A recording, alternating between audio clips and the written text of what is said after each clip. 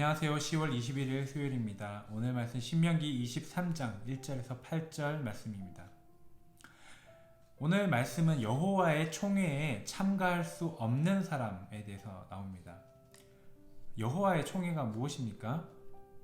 이스라엘의 총회라고도 부르는데 이스라엘 안에서 크고 작은 일들을 같이 모여서 결정하는 그런 모임을 말합니다. 거기에 들어갈 수 없는 사람이 있다는 것입니다.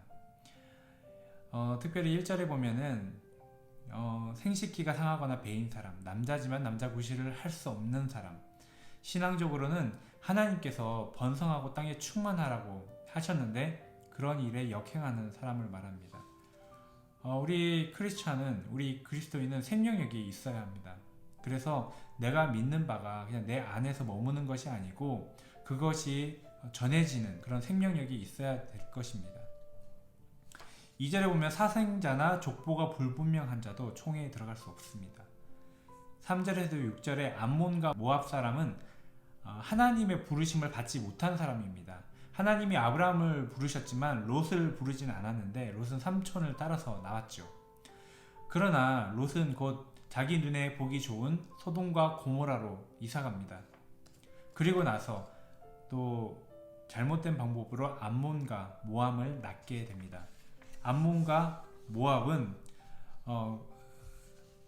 나중에 이스라엘이 출애굽할 때 얼마나 그 방해하고 또 저주까지 했는지 모릅니다.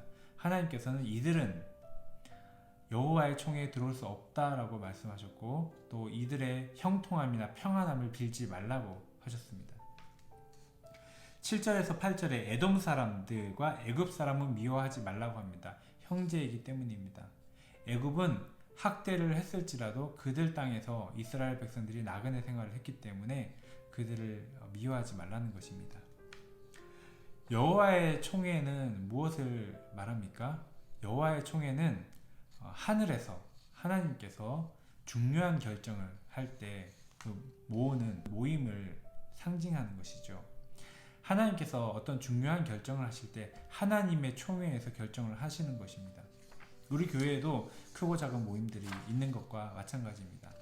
그런데 마태복음 18장에 보면 성도를 향해서, 교회를 향해서 너희가 이 땅에서 매면 하늘에서도 맬 것이고 이 땅에서 풀면 하늘에서도 풀겠다 말씀하셨습니다.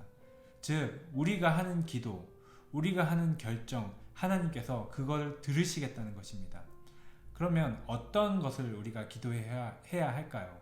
마태복음 18장에 보면 어떤 영혼이 죄에 빠져 있을 때 건져내는 것, 회개하는 것에 대해서 우리가 하나님께 기도해야 되는 것입니다.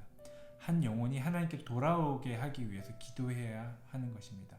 그러한 기도 가운데서 하나님이 일하시겠다는 것입니다. 우리가 이 땅에서 기도하는 것이 하늘에서 결정하는 것과 마찬가지로 하늘에 하나님께서 그것을 들으시고 마치 여호와의 총회, 하나님의 총회에 참여하여서 같이 결정한 것으로 보신다는 것이죠. 따라서 우리 성도들은 내가 하나님의 일에 참여하고 내가 기도하는 것을 하나님께서 보신다는 것을 우리가 기억하면서 하나님의 뜻이 무엇인지 고민하고 그 하나님의 일을 위해서 우리가 기도하며 나아가는 공동체가 되어야겠습니다. 우리의 기도가 헛되지 않다는 것입니다. 혹시나 낙심하고 있는 영혼이 있다면 또 죄 가운데 빠져있는 영혼이 있다면 우리 성도님들 기도하시기를 원합니다.